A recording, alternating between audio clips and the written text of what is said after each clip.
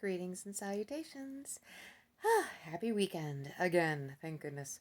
So, I was talking to a college buddy of mine, and he had a really good question about if I would do a Chatterbox topic about our time at Rocky Horror Picture Show together. And I'm like, yeah, I take requests. It's fun. Besides, it gives me ideas from time to time for what to do. So, Rocky Horror Picture Show is a movie that I saw for the very first time. It was my spring break of my freshman year of college. We were visiting some former neighbors of ours. So, when we lived in Shorewood on Lake Drive, we lived next door to this family, and they had moved down to Florida. We were visiting them, and the oldest kid, Eric, was like, "We're gonna go see Rocky Horror Picture Show." I'm like, "What?" I kind of had vaguely heard about it. He's like, "You've never seen it?" I'm like, "No." He's like, "Oh yeah, you're coming." Because it's fun to bring a virgin. What can you say? It is. It's a good time. So we saw it, and I'm like kind of watching, and I was kind of familiar with the time warp from like Halloween specials that I'd seen on TV. So I was like, all right, well this is familiar. So did the time warp with him in the aisle, and I'm like, okay. And then the song "Sweet Transvestite" came on, and I saw Tim Curry in all of his glory, and I went, I'm strangely aroused by this. Why is this working for me? And it was a very interesting moment of, huh. You kind of question like, what am I attracted to? Because it was like, it was very definitive. So Sweet Transvestite was great.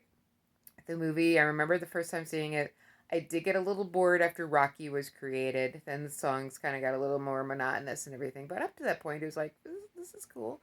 And I remember Eric, just shouting all these phrases to the screen. And I was kind of like looking at him like, what? And I was noticing other people were shouting at the screen too. Similar phrases, sometimes different ones. And I'm like, what is this? And it was a different kind of thing.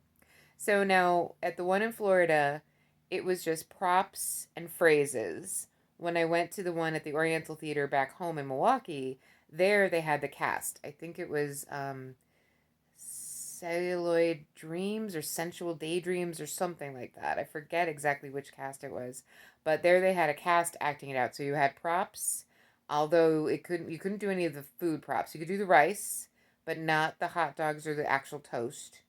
Um, you could do the newspapers, the water guns, toilet paper. That was fine. So there were certain props that the Oriental Theater in Milwaukee was like, no, which made sense for, the cleanup on some of those things.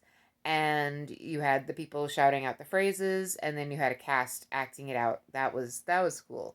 The interaction of it was really, really neat. So at the time, back in the 90s, um, Rocky Horror Picture Show was performed at the Oriental Theater in Milwaukee on a weekly basis. So Saturday night at midnight, it's about 11:30 or so. We go and line up for tickets, and Halloween and the anniversary in January of when the film was actually released. Those were the ones where you had to get there early because the line was long all the way down the block, and you had a lot more people in costume, which was really fun to see. I think all in all, I think during my freshman year of college, I racked up about 36. I would keep my ticket stubs, from the movie. I racked up seeing Rocky Horror Picture Show about 36 times right away. I was hooked. I was hooked. Went tipsy a couple times because college. Um, and then my best buddies, uh, Joe and Beck, the three of us would go a lot, and we'd bring, sometimes we'd bring a virgin with us, and kind of expose them to it, and sometimes we would just, it'd just be the three of us. And yeah, it was a lot of fun. It was. I had my eyes set on playing the role of Janet. That was one, Susan Sarandon's role. Oh, it was right in my vocal range. The outfit was something I'm like, I could run around in that outfit and stuff like that and not be like, too embarrassed and stuff. It'd be fun. And I actually met my oldest son's father. It was June 16th, 1990. I was at Rocky Horror Picture Show with my friend Susie, and we heard this guy making these absolutely hilarious lines that I hadn't heard before, and they were really funny. And I'm like, huh, who is that? And saw him after the show, and it was like, oh, he's kind of cute, but he was with this girl. And I was like, oh, okay, we got it. He's on a date. Well, but that was Saturday night. That Wednesday, I saw the girl with a guy that I had been seeing, just casually seeing, and I'm like, well, wait a minute. If she's with him, then she might not be actually dating the guy she was at the movie theater with. So introduced myself to her and asked her about the guy, and then she brought the guy to a party that we all were going to, that like Friday night, and that's how I met Jerry's dad was at Rocky Horror Picture Show, which explains so much. So much. So, but yeah, that's how I met Jerry's father. So that was June. By about August, September was when I knew I was pregnant because I was back in the sorority rush and not feeling very well, finding out that it was morning sickness. So, yeah, I was a fast one, but so I was interested in playing Janet, and the girl who was playing Janet actually got pregnant just before I did. And so they were looking for a replacement, and I was going to try out for it, but then found out that I was pregnant as well. And I'm like, okay, I guess I'm not going to play Janet. Oh well.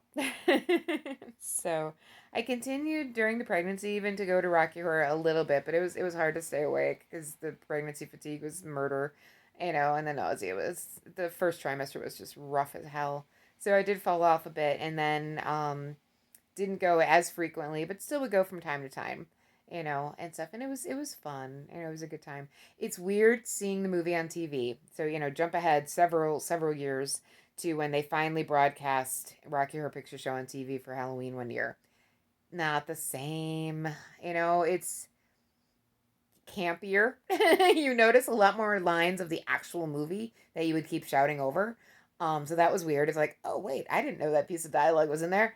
So you notice a few more details, but it doesn't have the same energy that seeing it in the theater with a cast, and other people does. It really just lacks that punch, Saw like I think a version of I think there was a musical, maybe a couple of years ago.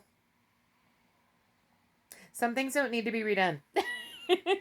It was okay.